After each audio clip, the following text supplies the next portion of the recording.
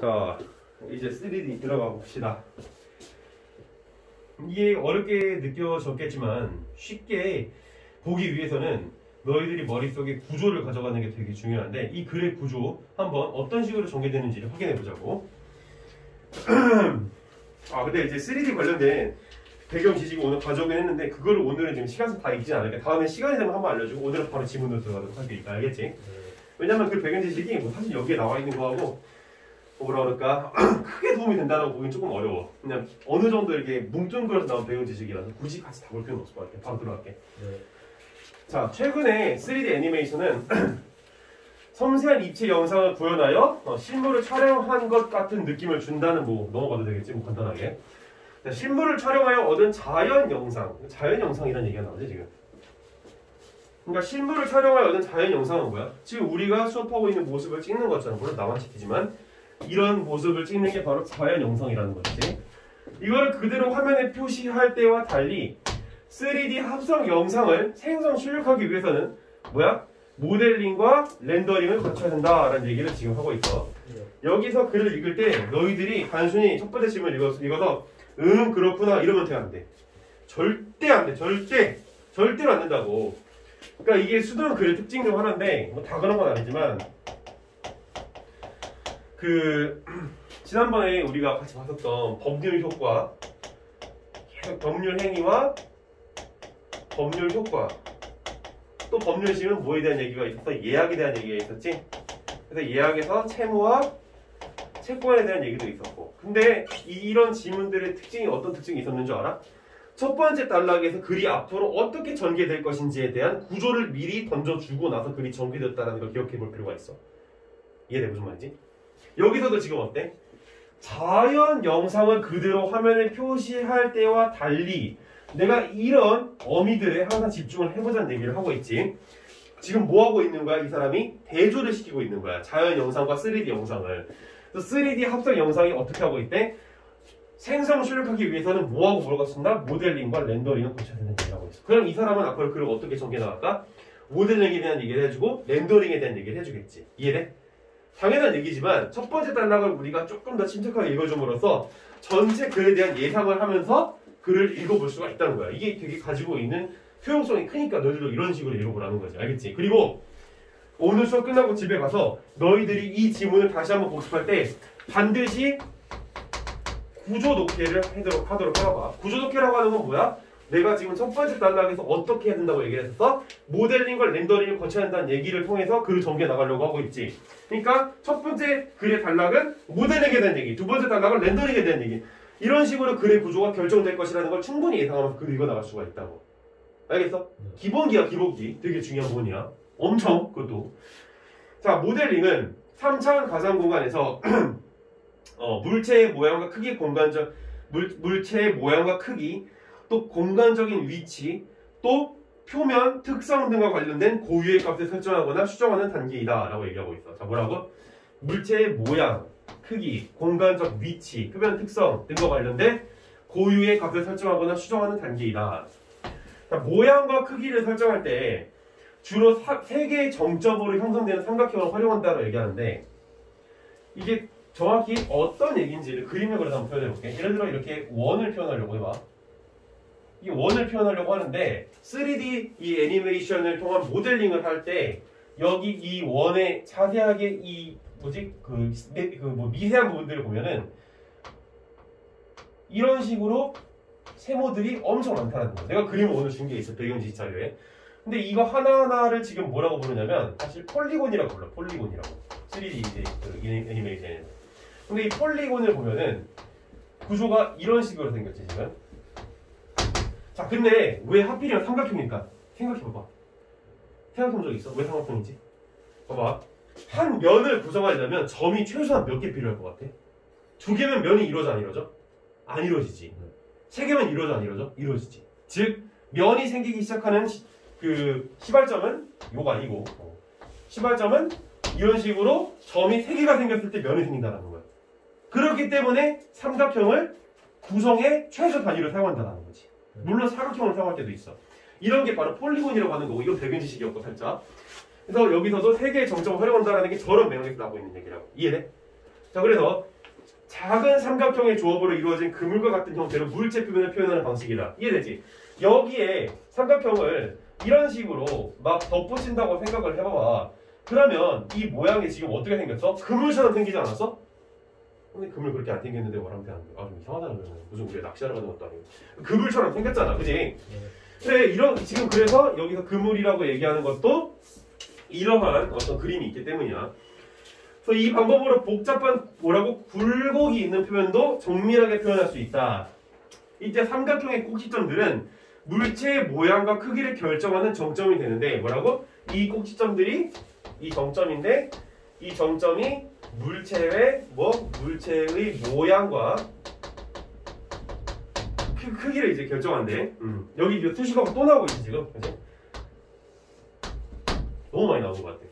자, 그래서 이 정점들의 개수는 뭐라고? 물체가 변형되어도 변하지 않으며. 그러니까 정점들의 개수 이거. 예를 들어서 어떠한 물체가 있을 때 여기에 정점들이 뭐 그렇게 확 찍어보면은 정점들이 뭐 예를 들어서 여기 한 1만 개가 있다고 쳐 알겠지? 그럼 1만 개라고 하는 개수는 이 물체 자체가 뭐야? 막 찌그러져가지고 막 이런 모양으로 변해도 정점의 개수는 변한다 안 변한다? 안 변한다는 거야. 그리고 정점들의 상대적 위치는 물체 고유의 모양이 변하지 않는 한 달라지지 않는다 라고 이렇게 얘기하고 있어. 그러니까 정점의 상대적 위치라고 하는 것은 여기를 A, 여기를 B, 여기를 C라고 하였을 때 이 A는 C의 오른쪽, 또 B는 A의 오른쪽, C는 B의 오른쪽 이런 식으로 지금 파악할 수가 있는 거지. 근데 이런 상대적인 위치가 이 물체의 원래 모양을 그대로 유지하고 있다면 변하지 않는다는 얘기를 한 거야. 그러면 변하지 않는 한, 모양이 변하지 않는 한, 고유의 모양이 변하지 않는 한 이걸 어떤 식으로 또 읽어줄 수가 있겠어? 조금 더 생각이 있는 친구라면 반대 방향으로 읽어줄 수도 있겠지. 어떻게? 고유의 모양이 변한다면 그러면 상대적 위치는 어떻게 되는 거야? 상대적 위치는 달라져 안 달라져? 당연히 달라지겠지. 그러니까 이런 식으로 그걸 읽어준다는 거야. 선생님이 지금 해주고 있어서 너희들이 쉽게 느끼겠지만 시험을 볼 때 뭐뭐 하지 않는 한 뭐야? 조건 진술이잖아. 이런 조건 진술이 나왔을 때 반대급부로 읽어주는 노력이 굉장히 많이 필요하다는 거지. 그러니까 물체가 커지거나 작아지는 경우에는 뭐라고? 정점 사이의 간격이 넓어지거나 좁아지고. 왜 그럴까? 자, 봐봐. 여기에 있는 지금 정점이 이 정도의 크기를 가지고 있었는데 만약에 이 구체가 조금 더 이렇게 커져 봐봐. 너무 크게 그렸나? 근데 어쨌든 이렇게 커진다고 해봐. 그러면 여기에서 정점도 똑같이 어떻게 될까? 이렇게 늘어날 거 아니야. 그러면 정점 사이의 간격은 넓어져 아니면 좁아져? 당연히 넓어지겠지, 간격이. 그 얘기를 하고 있는 거야. 그러니까 물체가 회전하거나 이동하는 경우에는 정점들이 어떻게? 간격을 유지한대. 이때는 뭐라고? 회전하거나 이동하는 경우에는 정점들이 간격을 유지하면서 회전축을 중심으로 회전하거나 동일 방향으로 동일 거리만큼 이동한다는 얘기를 하고 있어. 내가 이걸 되게 강조하고 싶은 이유가 하나 있는데 지금 이 글을 읽었을 때 어떤 친구들 같은 경우에는 앞부분에서 정점에 대한 설명을 하고 있는 파트가 굉장히 중요하다고 해서 앞부분에만 강세를 두고 있는 친구들이 분명히 있을 거라고. 왜? 뒷부분은 그냥 사이드적인 얘기다. 그냥 부연 설명을 하는 거다 생각을 해서 대충 읽을 수도 있다는 거야. 근데 절대 그렇게 하지 말라는 거야. 이게 비문하기 어려운 거야. 뭐야? 여기에 있는 모든 변수들이 지금 다 문제화되고 있어. 이따 선택지에 보면 알겠지만. 그래서 이 모든 변수를 다 고려하는 게 너무너무 어려운 작업이었던 거야. 짧은 시간 안에 해결하는 게. 그러니까 내가 뭐 하라는 거야? 내가 너희들한테 그 구조 분석하라는 그 프린트를 나눠주는 이유가 뭐야? 집에 가서 그런 연습을 해보라고. 여기 같은 경우에는 정점에 대해서 너희들이 내용들을 모양과 크기를 결정하는 요소다 라는 것을 일단 정리를 해놓고 이 정점들이 물체가 커지거나 작아졌을 때 그 사이의 간격이 넓어지거나 좁아지기도 하고 하지만 이 정점들 같은 경우에 물체가 변형되어도 그 개수는 변하지 않지만 또 이 상대적 위치 같은 경우에는 고유의 모양이 변한다면 달라지기도 하는구나 라는 식으로 너희들이 정보들을 한 번에 머릿속에서 프로세싱 처리하는 그런 연습들을 해보라고. 알겠어? 그래서 내가 해주고 싶은 얘기, 이 글을 읽을 때 지금 너희들은 빨리 안 읽어도 돼. 1시간 동안 읽어도 되니까 천천히 보면서 내가 이것들 머릿속에 함께 정리해낼 수 있는지 연습을 해보란 말이야. 알았어? 선생님이 수없이 많은 국어 수업들을 들었었어. 물론 난 학원을 대놓고 다니진 않았지만 이제 로스쿨 때는 다녔었지. 근데 어쨌든 다니면서 느낀 거, 국어 공부를 여러 선생님들 수업을 들으면서 느낀 거야. 선생님들이 제시하는 스킬과 솔루션들이 다 많은데 제일 중요한 건 이건 본질적인 내용인데 자신들의 머릿속에서 딱 글을 읽었을 때 정리를 이거 할 수 있는지에 대한 연습이 안 되면 어떤 지문을 만나도 너희들은 다 실패할 거야. 알겠어? 그래서 머릿속으로 이렇게 하는 거야. 아, 이 지문은 처음 시작할 때 일반 자연 영상과 3D 영상을 구별을 짓고 있고 모델링과 렌더링을 하고 있구나. 근데 첫 번째 모델링에 대해서 얘기를 하는데 그 모델링에서 지금 쓰이고 있는 분석 도구가 정점이고 그 정점은 물체의 모양과 크기를 정리하고 있는 것이고 그리고 그 정점의 개수는 물체의 모양이 변해도 변하지 않고 근데 그 정점의 상대적인 위치는 물체의 고유행 모양이 변한다면 변하는 것이고 또 그 정점들 같은 경우에 굴곡을 표현하는 데 사용이 되는 것이고 그리고 또 그 정점들 같은 경우에는 물체가 이동하거나 회전하는 경우에는 그게 변하지 않은 채로 똑같이 이렇게 흘러가고 있다. 뭐 이런 식으로 머릿속에 정리를 해보란 말이야. 암기 연습을 하라는 게 아니야. 이건 암기 연습이 아니라 본인의 머릿속에다가 어느 정도의 인포메이션을 제한 시간 내에 어느 정도 넣을 수 있는지 연습하는 거야. 알겠어? 이런 게 많이 이루어지면 빨라져. 독해는 빨라질 수밖에 없어. 그러니까 글을 많이 읽으라고 하는 이유가 딱 하나 있는데 많은 글을 읽으면 글에 대해서 익숙해지는 거잖아. 그치? 글에 대해서 익숙해지면 뭐가 좋을까? 글에 대한 파악이 빠르긴 할 거야. 하지만 뭐가 문제가 될까? 디테일한 정보를 다 기억하는 건 한계가 있다는 거야. 글을 단순히 많이 읽는 건. 그게 수능 언어 이 국어 영역의 이렇게 좀 한계점이지. 극복하기 어려워. 근데 그 극복하는 방법을 내가 알려주고 있는 거야. 머릿속으로 프로세싱 해보자. 알겠지? 되게 중요한 얘기를 하나 했어 지금. 모든 수업을 관통할 수 있는 본질이야 그게 국어에 있어서. 자, 물체 표면을 고정하는 각 삼각형 면에는 고유의 색과 질감들을 나타내는 표면 특성이 하나씩 지정된다. 아니, 미쳤어. 그러니까 이게 지금 두 번째 단락에서 너무 많은 정보를 갖다 주고 있으니까 이게 연습이 돼야 돼. 프랙티싱이. 그러니까 요즘 수능 글에 대한 접근은 단순히 이거를 선생님이 얘기하는 것처럼 그냥 분석적으로 있는 걸로 끝내면 안 된다라는 거야. 본인들이 집에 가서 꼭 이거를 머릿속으로 선생님이 방금 전에 보여줬잖아. 어떻게 하는지 그런 프로세싱, 처리 과정을 하는 거를 연습을 해야 된다고. 부단하게. 너희들은 더군다나 본인들이 직접 시험을 봐야 되잖아. 알겠어? 선생님 같은 경우에는 그래도 박사 과정을 하고 있는 사람이다 보니까 이 정도 글을 읽으면 뭐 그렇게 크게 어렵진 않아. 근데 이제 보통 친구들 같은 경우에는 굉장히 버거울 수 있으니까. 자, 넘어간다. 자, 이런 얘기를 해주고 싶었어. 그래서 이 수업에 하이라이트 하는 거야. 그러니까 이 3D 자체가 뭐 중요하다는 게 아니고 글을 어떤 식으로 읽어야 되는지 어떤 식으로 수능 공부를 해야 되는지에 대한 내가 인스퍼레이션을 너희들한테 지금 준비해 준 거라고. 자, 넘어가서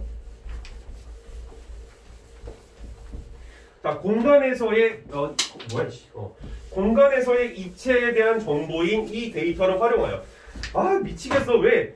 그러니까 선생님이 얘기했잖아. 이 글의 특성이 있다고. 근데 얘가 지금 뭐라 그래? 교수님이시겠지만 형용사 수식어 넣고 있잖아. 또 수식어가 나온단 말이야. 그러니까 지금 앞에서 했었던 이거 좀 지울게. 이것도 이 모델링이라고 하는 것이 뭐를 위해서 하는 거야 지금? 입체적 모양을 만들기 위해서 하는 게 바로 모델링이었다 이거야. 중요하기 때문에 이런 얘기를 또 하는 거 아니야. 아니 이거 없었으면 어땠을 것 같아? 이 데이터를 활용하면 이렇게 하면 끝냈을 거 아니야. 근데 이걸 주는 이유는 뭐야? 중요하기 때문도 있겠지만 사실 여기서 또 출제 의도도 보여. 야 수험생들아, 내가 두 번째 단락 나도 읽어봤는데 저 여기서 야 씨발 존나 어렵다 뭐 이러는 거야. 그러니까 야 이게 미안하다 이거 수식 하나 붙여줄게. 좀 편하게 읽어라. 알겠지? 무슨 느낌인지. 위가 너무 어려우니까 여기서 그냥 살짝 이렇게 그냥 수식어를 덧붙여서 아무래도 애들한테 편의성을 좀 이렇게 주고 싶은 의도가 있었던 게 다분이고요. 너희들도 글을 써보면 알아. 이 데이터를 활용해서 물론 그것만 또 있진 않고 이제 이게 입체라고 하는 것을 다시 한번 또 강조하고 싶은 거죠. 어쨌든 자, 물체를 어디에서 바라보는가를 나타내는 관찰 시점. 이거 포인트를 짚어낼 줄 알아야 되거든. 글을 읽을 때는 이게 센스인데 이거는 글을 좀 많이 읽어야 생기는 거긴 한데 글을 많이 읽어서 지금 되기에는 시간이 부족하잖아. 사실 1년이라는 시간은 한 10년 읽어야 되거든 글을. 근데 그러면 좀 실력이 많이 들어. 근데 10년 기다리고 십수할 수 없잖아. 십수할 거야? 절대 안 되지. 한 번에 가야지. 그래서 이런 포인트들은 내가 좀 알려주긴 할게. 근데 이게 왜 중요할까? 왜? 관찰 시점 왜 중요할까? 봐봐. 입체라 그랬잖아. 입체는 어떠한 물체에 대해서 이거를 관찰 시점에 따라 구성한 게 아니라 얘가 생긴 절대성을 가지고 얘를 구성하는 거 아니야? 그냥 얘가 생긴 그 모습 그 자체 팩트를 그냥 그대로 구현을 하는 게 바로 이 모델링의 작업이었단 말이야. 근데 얘 같은 경우에는 절대성은 아니지 얘가. 그지? 그럼 얘는 뭐라고 정의할 수 있을까? 절대성의 반대는 뭐야? 상대성이지. 알겠어? 이게 머릿속에 이런 것들에 대한 컨텐츠가 있어야 돼. 절대성, 상대성 구별할 줄 아는. 알겠어?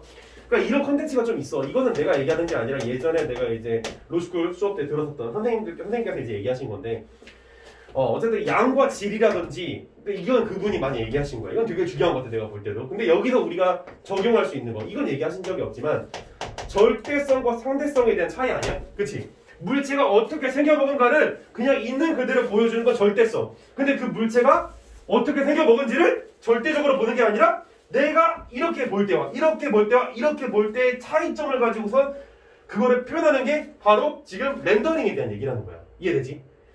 내가 괜히 이렇게 강조하겠어. 내가 미쳤다고? 어떤 포인트에서 내가 주안점을 둬야 될지에 대해서 강조하고 있는 거야. 근데 사실 여기에도 지금 쓰이고 있는 사고방식은 뭐야? 아니 대조지 뭐 대조. 안 그래? 내가 대조를 조금 더 디테일하게 기술하고 있었을 뿐이야. 자, 이런 관찰 시점을 기준으로 2차원의 화면을 생성하는 것이 바로 렌더링이다. 정해진 술이지. 정해진 술은 항상 중요하다. 자, 전체 화면을 잘게 나눈 점이 화소인데, 화소에 대한 얘기를 하고 있지. 정해진 개수의 화소를 뭐라고 그랬어? 정해진 개수라고 그랬어. 정해진 개수의 화소로 화면을 표시하고 넘어가서 각 화소별로 밝기나 색상 등을 나타내는 화소값이 부여된다. 뭐라고? 각 화소별로 밝기나 색상 나타내는 화소값이 부여된다고. 지우고 좀. 그러니까 여기서 파악할 수 있는 건 뭐야? 아, 화소를 통해서 이 평면으로 2D는 평면이잖아, 얘들아. 평면에서 구현되고 있는 그 관찰 시점에 따른 그 물체의 상대적 모양을 화소로 구현하고 있구나라는 것을 머릿속에 정의해낼 수 있지 않겠어? 내가 지금 뭐 하고 있는 거 머릿속으로 이 지금 세 번째 단락에 대해서 프로세싱하고 있는 거라고. 그러니까 이런 식으로 그리게 된다고. 그러니까 렌더링 단계에서는 화면 안에서 동일 물체라도 멀리 있는 경우는 작게, 가까이 있는 경우는 크게 보이는 원리를 활용하여, 여기 지금 도구적 진술이 나오고 있지. 활용하여 이런 표현들도 좀 주목해 볼 필요가 있을 거고, 화소값을 어떻게 하는데 지정함으로써 실체의 원근감을 구현한다 라고 하고 있어. 자, 그 다음에 표면 특성을 나타내는 값을 바탕으로 또 뭐가 나오고 있어? 또 수식어 아니야, 수식어? 그러니까 수능에서 이렇게 뭔가 이렇게 본질이 있어 보면은, 그치? 어떤 본질이 있어? 구조적으로 글이 있는 본질이 있고, 두 번째는 텍스트성인데 이 자세한 문장들 사이사이 들어있는 이런 수식어들 하나하나를 계속해서 캐치해낼 수가 있다고. 그럼 글이 어떻게 돼? 조금 더 편하게 읽히는 거야. 그래서 표면 특성을 나타내는 값을 바탕으로 다른 물체의 가려짐이나 조명에 의해 물체 표면에 생기는 명암, 그림자 등을 고려하여 화소값을 정해줌으로써 도구적 진술이지. 물체의 입체감을 구현한다. 이래서 멀리 있는 거 가까이 있는 거, 또 명암의 차이, 이걸 다 뭘로 구현한다고? 화소로. 알겠어? 왜? 화소는 뭘 나타낼 수 있기 때문에? 밝기나 색상 등을 나타낼 수 있기 때문에. 명암을 나타낼 때는 밝기를 이용해서 어둡고 밝은 정도의 차이를 스펙트럼으로 구성을 해내겠지. 그리고 앞에서 보이는 물체가 크게 보이고 작게 보이는 원리 자체는 사실 이 화소로 이거를 다 구현했다고 보기는 어려울 수도 있겠지만, 어쨌든 간에 여기서 지금 밝기나 색상 등을 이용해서 이걸 역시 구현하고 있다는 얘기야. 그 다음 넘어가서 뭐라고 그래? 화면을 구성하는 모든 화소의 화소값이 결정되면 하나의 프레임이 생성된다. 너희들이 이런 부분에 얼마나 주안점을 둬서 읽었는지 난 잘 모르겠어. 왜 이게 중요한지를 이 뒤로 넘어와서 계속 설명을 해볼게. 자, 이를 화면 출력 장치를 통해 모니터에 표시하면 뭐가 완성된다? 정지 연상이 완성된다. 그리고 나서 이제 여기까지 해서 지금 단락을 다시 한 번만 생각해보면, 두 번째 단락 모델링, 세 번째 단락 렌더링 다 얘기했지? 자, 마지막 단락에서 뭐 얘기할까? 자, 모델링과 렌더링을 반복하여 생성된 프레임들을 순서대로 표시하는 동영상이 된다. 동영상이 된다. 난 여기 되게 중요하다고 생각했어. 자, 왜 그런지 얘기해볼게. 봐봐. 지금 3D 영상 구현하는 그런 과정이야. 이 글이 어렵다고 그랬지. 근데 생각을 해봐. 니들이 이러한 포인트에 과연 강세를 둬서 읽었는지 아닌지를 생각해보라고. 왜 그럴까? 선생님이 이거를 구조화시켜서 그린 그림이 있는데 여기다 이제 표현을 해줄게. 자, 첫 번째 모델링이지. 그다음 두 번째 뭐였어? 렌더링이었지. 자, 모델링과 렌더링을 한 다음에 이게 결정이 되면 뭐가 완성된다고? 프레임이 완성된다는 거야. 이 이후에 뭐가 나온다고? 프레임. 알겠지? 그리고 이후에 또 어떤 도식화를 시킬 수 있어? 이런 게 도식화야. 그 다음에 또 뭘 도식화를 시킬 수 있겠어? 프레임이 뭐야? 모델링과 렌더링을 반복하여 생성된 프레임들이래지. 복수 진술이 나오고 있지. 그럼 프레임 플러스 프레임. 아, 이렇게 생각하면 되는 거 아니야? 그럼 이게 순서대로 표시되면 뭐가 된다고? 통일이 된다고. 이게 머릿속에 생겼어요, 여기서. 이게 안 생기잖아, 머릿속에. 그러니까 왜 이런 포인트들을 중점을 안 두고 읽으니까. 근데 이렇게 포인트를 두고 읽었어야 된다고.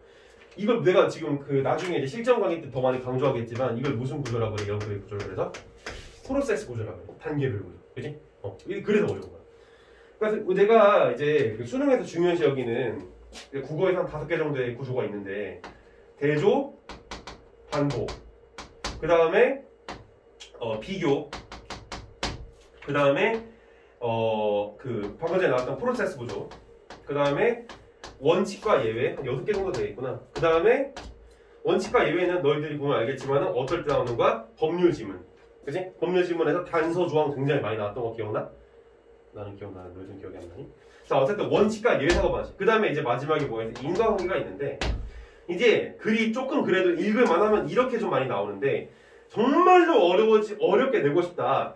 그럼 프로세스 구조와 인과관계를 내는 경우가 굉장히 많아. 지금 얘가 그래. 얘는 프로세스 구조에다가 인과관계인 거지. 왜? 이거하고 이거 해야지 프레임이 생성되는 거고 프레임을 하고 프레임을 해야지 영상이 생기는 거잖아. 그러니까 프로세스와 인과관계를 다 갖다 때려 받고 있으니까 글이 쉬워 어려워. 어려운데 그걸 또 쉽게 구성을 하고 있어. 어렵게 구성하고 있어. 잘 안 보이게 구성하고 있어. 근데 얘기는 해주잖아. 그러니까 이런 포인트들을 너희들이 짚어내야 된다는 거야. 알겠지? 오케이? 되게 중요한 얘기야 이거. 그래서 오늘 수업의 가장 핵심은 너희들이 머릿속으로 이런 식으로 도식화를 시켜서 얼마나 프로세스 시간의 능력을 키울 수 있는지 그거를 계속 연습을 해보라는 거야. 이게 제일 중요한 얘기예요. 그래서 그래서 프레임을 생성할 때 모델링과 관련된 계산을 완료한 후 그 결과를 이용한 렌더링을 위한 계산한다. 어때? 순차적이지 않아? 그렇지? 순서가 있잖아. 순서. 이런 순서를 너희들이 파악을 해줘야지. 글을 민감하게 읽어줘야지. 그러니까 모델링과 렌더링이 이루어진 건 알겠는데 얘가 먼저 그 이후에 얘가 이루어진다는 거야. 오케이? 자, 그래서 넘어갈게. 자, 이때 정점의 개수가 많을수록 해상도가 높아 출력 화소의 수가 많을수록 연산량이 많아져 연산 시간이 길어진대. 뭐라고? 정점의 개수, 해상도가 높아질수록 시간이 길어진다. 중요한 진술이지 이것도. 뭐가 안 중요해 선생님? 다 중요한 것 같은데. 그래. 다 중요하게 느껴질 수 있어. 하지만 그래도 포인트들은 있잖아. 계속해서. 그것들을 머릿속에서 프로세스 시간의 능력을 키우란 말이야. 컴퓨터의 중앙 처리 장치 CPU는 데이터 연산을 뭐라고? 하나씩 순서대로 수행하기 때문에 과도한 양의 데이터가 집중되면 미처 연산되지 못한 데이터가 차례를 기다리는 무슨 현상? 병목 현상이 생겨 프레임이 완성되는데 오랜 시간이 걸린다라는 거야. 자, 이걸 정리 한번 해볼까? CPU에 대해서. CPU는 지금 뭐라고 해? CPU 같은 경우에는 지금 데이터를 한 번에 다 처리하는 게 순서대로 처리한대. 그래서 여기에 CPU가 이렇게 있다고 쳐. 여기에 뭐 여러 가지 뭐 뒤에 나오겠지만 코어가 있어. 코어가. 근데 이 코어들이 있긴 한데 이런 것들을 처리하기 위해선 여기에다 데이터를 한 번에 다 넣을 수 있는 게 아니라 어떻게? 순서대로밖에 못 넣는다라는 거야. 근데 이런 데이터 양이 갑자기 겁나게 방대해져 봐. 그럼 이게 순서대로 들어가야 되는데 어떤 현상이 일어나? 여기가 지금 병이라고 이렇게 치면 여기에 막 꽉 모이는 병목 현상이 일어나지 않을까? 알겠어? 이런 현상을 지금 얘기하고 있는 거라고. 마치 차가 막히는 것처럼. 자, 그 다음 넘어가서 자, 그래서 넘어가서 오랜 시간이 걸린다 나왔고, 그래서 CPU의 그래픽 처리 능력을 보완하기 위해 뭐가 개발됐어? GPU가 개발이 됐대. GPU. 그러니까 GPU는 연산을 비롯한 데이터 처리를 독립적으로 수행할 수 있는 장치인 코어를 수백에서 수천 개씩 탑재하고 있대. 그래서 GPU의 각 코어는 그래픽 연산에 특화된 연산만을 할 수 있고 CPU의 코어에 비해서 저속으로 연산한다 라고 얘기하고 있지. 내가 아까 전에도 얘기했지만 좀 지우자. 너무 지저분하네. 아까도 얘기했지만 너희들이 이런 비교 어미에 좀 더 센시티브해져야 된다는 얘기를 여러 번 했었지? 여기서도 마찬가지야. 지금 GPU하고 CPU에 대한 얘기를 하고 있는데 두 개의 이 연산 장치에 대해서 뭐를 비교하고 있는 거야? 속도를 비교하고 있지. 그래서 지금 보면은 저속이라는 얘기를 하지. 뭐야? CPU의 코어에 비해서. 그럼 얘기해봐. GPU가 빨라? CPU가 빨라? 뭐 고민해야 돼 이 정도는? 쉽잖아. 뭐야?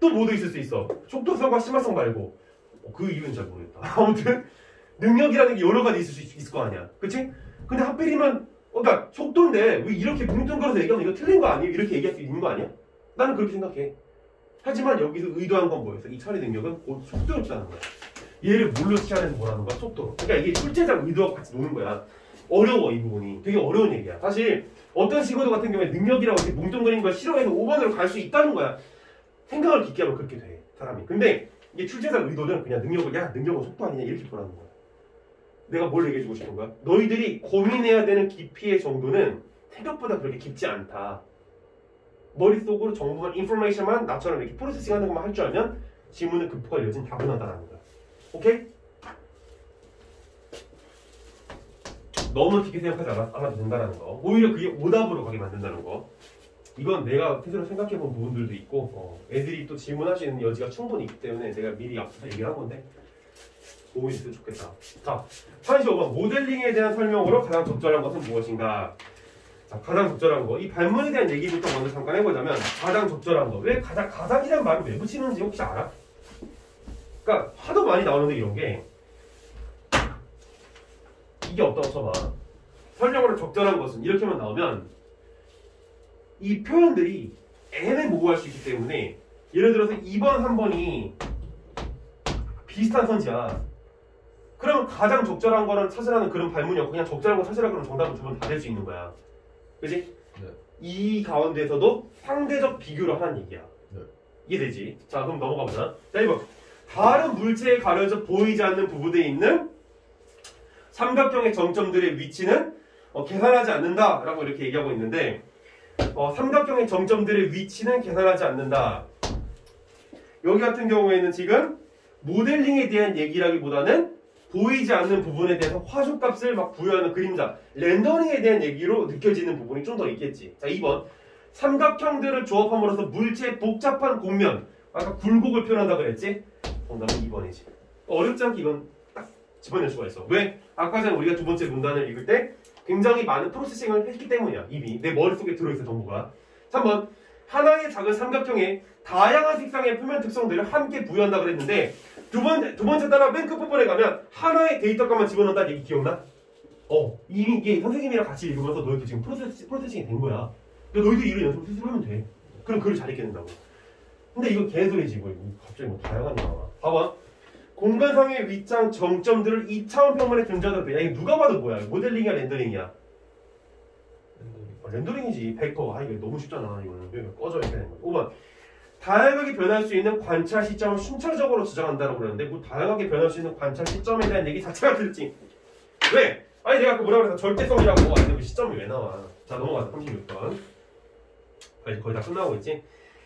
자, 오늘은 딱 끝나는 대로 다 끝내줄 거야. 자, 기억에 대한 추론으로 적절한 것은 무엇인가? 지우고. 자, 오늘 굉장히 이 3D 프린트를 통해서 내가 중요한 얘기들을 너무 많이 얘기를 한 것 같아. 집에 가서 유튜브 영상 보면서 복습도 해보고 혼자서 프로세싱도 한번 해보고 연습을 좀 많이 해봅시다. 자, 1번. 자, 기억에 대한 추론. 여기서 기억이 그래픽 처리 장치 GPU지 GPU. 이거 어려운 문제였어 나는 이거. 자, 그래서 문제를 보면 1번. 동일한 개수의 정점 위치를 연산할 때 동시에 연산을 수행하는 코어의 개수가 많아지면 총 연산 시간이 길어진다고 했는데 아까 전에 여기서 데이터 값을 집어넣고 한 번의 명령어로서 동시에 연산을 하게 되면 시간이 어떻게 된다고 그랬어? 길어진다? 짧아진다? 당연히 짧아진다지. 알겠지? 네. 사실 이게 어려운 건 나머지 것 때문에 좀 어려운 게 있는 건데 1번 같은 경우에는 지금 굉장히 어렵지 않게 쉽게 풀리는 걸 볼 수가 있고 2번 안녕 1번. 자, 2번 정점의 위치를 구하기 위한 10개의 연산을 10개의 코어에서 동시에 실행하려면 10개의 명령어가 필요하다고 그랬는데 개소리지. 왜? 아까 전에 하나의 명령어가 된다고 그러지 않았어? 여러 개도? 그러니까 10개가 필요하지. 한 개지 한 개. 알겠어? 자, 3번 한 개의 코어만 작동할 때 지금 GPU에 대한 얘기라는 걸 잘 기억해. 그러니까 이게 되게 중요해. 여기 지금 뭐가 빠져있어? 주어가 빠져있어. 주어가 뭐야? GPU가 이렇게 돼야 돼. 알겠어? 자, GPU가 한 개의 코어만 작동할 때 정점의 위치를 구하기 위한 연산 시간은 한 개의 코어를 가진 CPU 연산 시간과 같다고 했는데 아까 여기 내가 뭘 써놨어?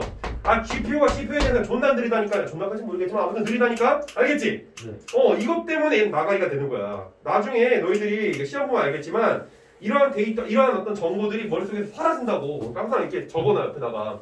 안정되는 거지. 그러니까 또 4번 정점 위치를 구하기 위한 각 데이터의 연산을 하나씩 순서대로 처리해야 한다면 조건을 부여하고 있지. 다수의 코어가 작동하는 경우 총 연산 시간은 한 개 코어만 작동하는 경우에 총 연산 시간과 같다라고 얘기를 하고 있지. 아까 얘기했잖아. GPU에 대해서. 맞는 얘기지 4번. 알겠지? 다수가 있으면은 한 개 코어 작동하는 CPU에 각각 동일하다 그랬어. 다만 중요한 건 뭐야? 명령어를 여러 개 집어넣는 게 아니라 하나의 명령어. 알겠지? 4번. 이게 어려운 이유가 뭐야? 이런 식으로 여기 또 뭐가 생각돼 있어? 주어가 생각돼 있어. 오케이. 5번. 그러니까 이런 기억에 대한 수련했을 때 여기다 GPU라고 하는 이 대상을 빵 이렇게 써놓고 가라고. 자, 5번. 정점 위치를 구하기 위해 연산해야 할 10개의 데이터를 10개의 코어에서 처리할 경우 모든 데이터를 모든 코어에 전송하는 시간은 한 개의 데이터를 한 개의 코어에 전송하는 시간과 같다라고 이렇게 얘기를 하고 있는데 순차적으로 전달한다는 얘기 기억나? 아까 전에 GPU도 그 원리를 이용하는 건 동일하잖아. 그러면 한 개의 데이터를 한 개의 코어에 전송하는 시간과 같아 달라? 아 완전 다르겠지. 이게 어떻게 같겠어. 순차적으로 전달하는데 알겠어? 네. 시간은 더 오래 걸리겠지. 무슨 이런 헛소리를 하니. 그러니까 지금 하고자 하는 얘기의 원리는 계속 어디서 나오고 있는 거야.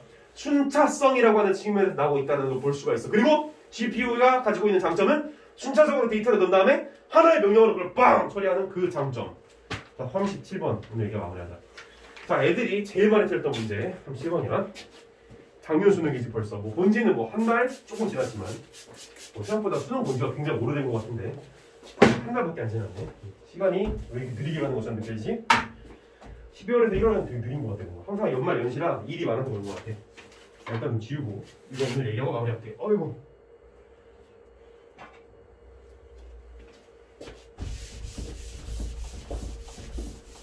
자, 봅시다.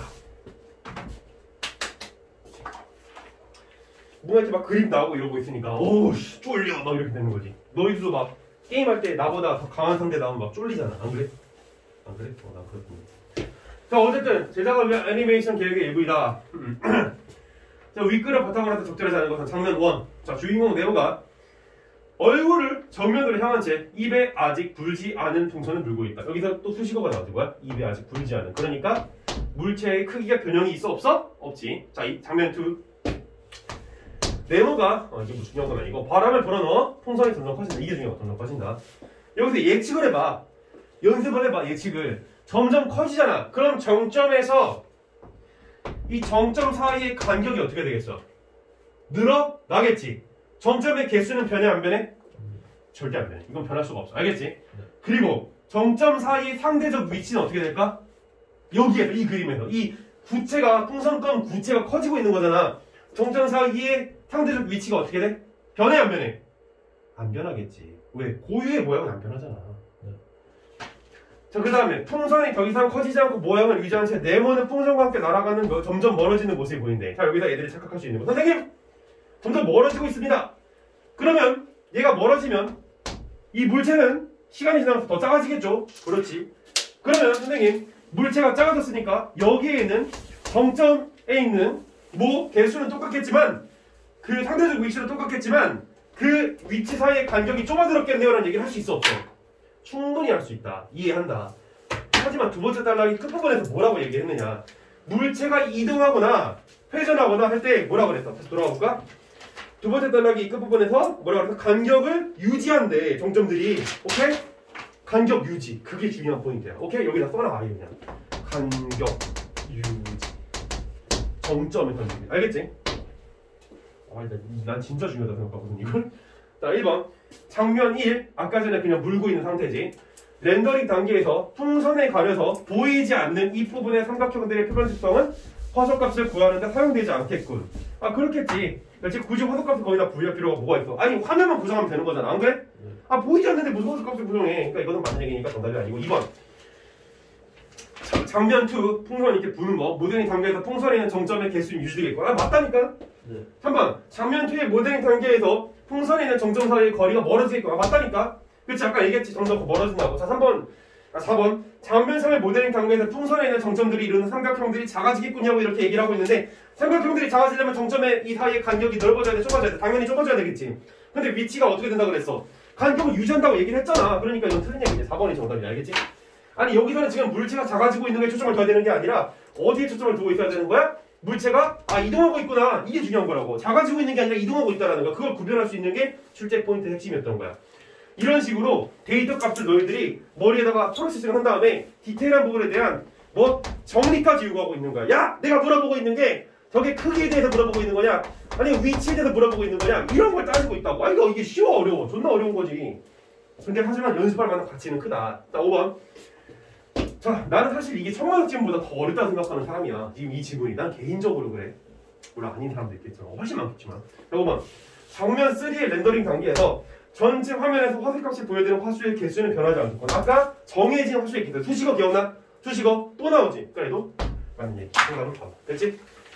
자, 그래서 오늘은 여기까지 하도록 하고 수업을 마무리하도록 해보자. 내가 오늘 수업 시간에 강조했던 부분들 집에 가서 반드시 오늘 되게 중요한 내용들 많이 나왔고 너희들이 앞으로 1년 동안 1년 가까이 쓰는 공부를 해가면서 도움이 될 만한 얘기도 많이 했으니까 복습을 꼭 하도록. 여기서 마무리할게.